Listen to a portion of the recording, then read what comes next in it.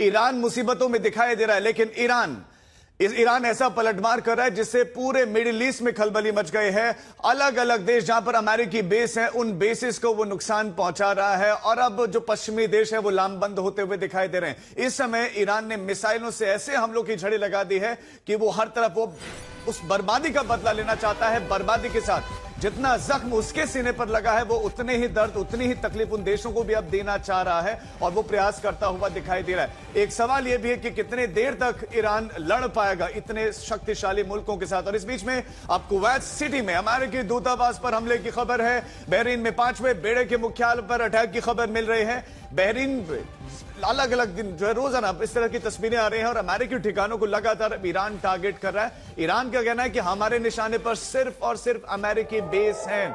Siren की आवाजें वहां पर गूंज रही है और इस तरह से जैसी आवाज आती है लोग सहम जाते हैं। समस्या एक ये भी है कि इन हिस्सों में लोग घूमने के लिए बड़ी संख्या में गए हुए थे, जो अब वो जहां तहां फंसे हुए हैं। किसी को अंदाजा नहीं था कि इस तरह की सिचुएशन बन जाएगी कि हमारे पास निकलने का समय नहीं होगा, क्योंकि एयर स्पेस बंद हो गया, सड़क मार्ग से निकलना संभव नहीं। तो ऐसे में जो लोग वहां फंसे हैं वो फंसे ही हुए हैं। निकलेंगे कब, न उन्हें जानकारी, न उनकी सरकारों को जानकारी, क्योंकि अमेरिका, इजराइल ने ऐसा कदम ऐसे समय में उठा दिया कि दूसरों को अब न निकलने का समय मिल पा रहा है, वो फंसे हुए हैं। शायद कुछ लोग डरे भी हैं कि क्या अब हम वापस जा पाएंगे।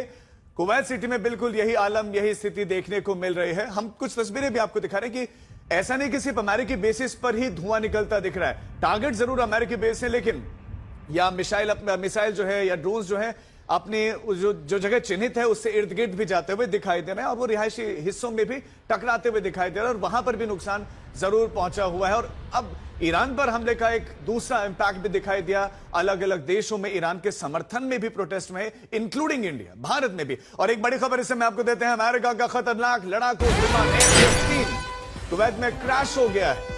ये एक बहुत बड़ी खबर। हालांकि राहत की बात यह है कि पायलट इसमें सुरक्षित है। उसके विजुअल्स, उसकी तस्वीरें भी आई जहां पर पायलट जो है वो निकलते हुए जरूर दिखाई दे रहे हैं।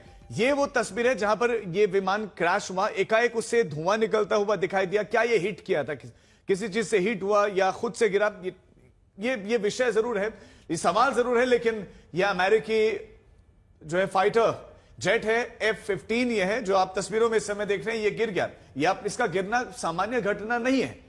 अमेरिका को इस तरह से नुकसान पहुंचाने का अब लगातार ईरान की तरफ से प्रयास हो रहा है।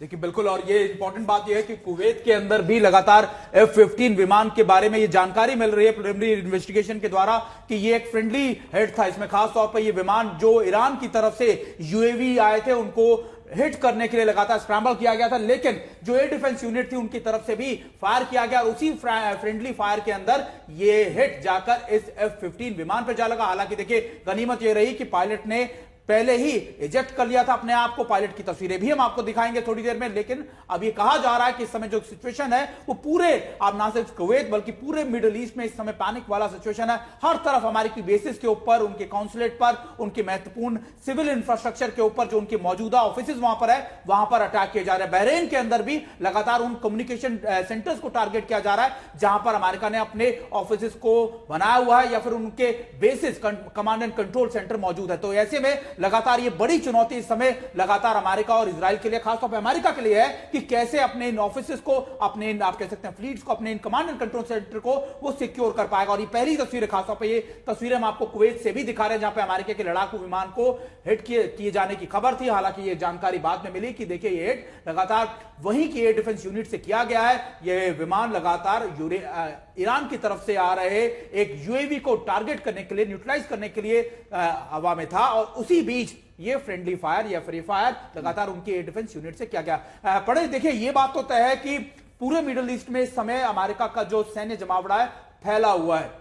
हर जगह पर उसने अपने डिफेंस सिस्टम्स को पहले के मुकाबले दुगना कर दिया था। उसने अपने, आप कह सकते हैं, डिफेंस सिस्टम्स हो, अपने एयरक्राफ्ट कैरियर हो, अपनी तमाम चीजों को डिप्लॉय कर दिया था। लेकिन क्या पढ़े, आपका रुख करेंगे। लेकिन इस बीच एक बड़ी खबर आ रही है कि जॉर्डन, कुवैत, बहरीन पर भी ईरान के हमले देखे गए हैं। लगातार ये अपडेट मिल रहा है कि ईरान ने जॉर्डन, कुवैत और बहरीन पर लगातार बड़े हमले किए। ईरान ने एक साथ तीनों देशों पर बड़े हमले किए हैं, यानी इन तमाम देशों पर ईरान की तरफ से ताबड़तोड़ हमले किए जा रहे हैं। मैं दोबारा से पढ़ने का रुख करता हूं। पढ़े ये माना जाए कि देखिए ये रुकने वाला नहीं है, क्योंकि ईरान की भी कोशिश होगी कि एक जगह नहीं मल्टीपल जगहों पर कोशिश की जाए अटैक करने की, और जहां पर मौका मिले, जहां पर आप कह सकते हैं कि उनको एडवांटेज मिले, वहां पर अमेरिका को ज्यादा नुकसान पहुंचाया जाए।